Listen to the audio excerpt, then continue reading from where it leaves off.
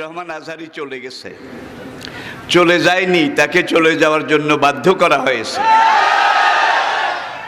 একটা মাহফিলে 10 লাখ 15 লাখ লোক হওয়া, এটা দুনিয়ার কোনো রাষ্ট্রপ্রধানের ইতিহাসেও নেই, ঠিক কিনা বলুন?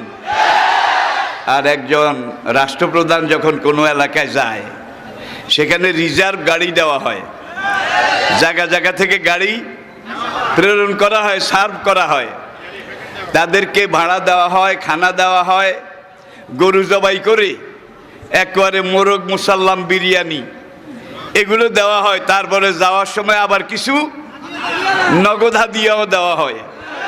কিন্তু আমাদের মাহফিলে, আমার ছেলেদের, আমার সন্তানদের মাহফিলে যারা আসে, তারা নিজের খরচে আসে, নিজের খরচে খায়। আজকে তাকে এই দেশে থাকতে দেওয়া হয়নি। সোজা কথা, সংক্ষিপ্ত কথা, চূড়ান্ত কথা, শেষ কথা, মিজান আবার আসবে, বিজয়ীর বেশে আসবে। এই দেশের তাওহীদি জনতা এমন ইতিহাস সৃষ্টি করে তাকে আলিঙ্গন করবে ইনশাআল্লাহ। সেই সমাবেশই দূরে নয়। আমাদের সেই দিনী ভাই, আমার সেই সুযোগ্য সন্তান, অচিরে আল্লাহ তাকে আবার আমাদের মাঝে ফিরিয়ে আসার মতো, আনার মতো সৌভাগ্য, পরিবেশ, পরিস্থিতি এটা তিনি যেন দান করেন। সবাই বলুন আমিন। আর আমি আল্লাহর শুকর, বর্তমান শুধু বাংলাদেশ নয়, এই বয়সে পুরা পৃথিবী ঘুরে বেড়াচ্ছি এবং আমি কিছু ব্যতিক্রম ধর্মী, কোরআনের উপরে গবেষণা ধর্মী কথাবার্তা এটা বলার চেষ্টা করছি।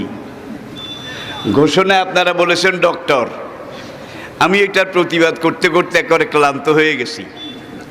আমি আসলে ডক্টর না। পাকিস্তান আমলে যখন লেখাপড়া করি, তখন ডক্টর হতে হলে বিদেশে যাওয়া লাগতো। আজকের মতো ডক্টরেট নেওয়ার মতো এত ব্যবস্থা, এত দোকানপাট তখন ছিল না।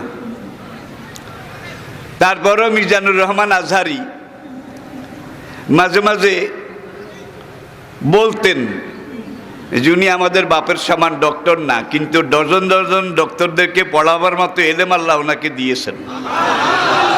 এই জন্য অনেকে ডক্টর মনে করে, আসলে কথাটা ঠিক নয়।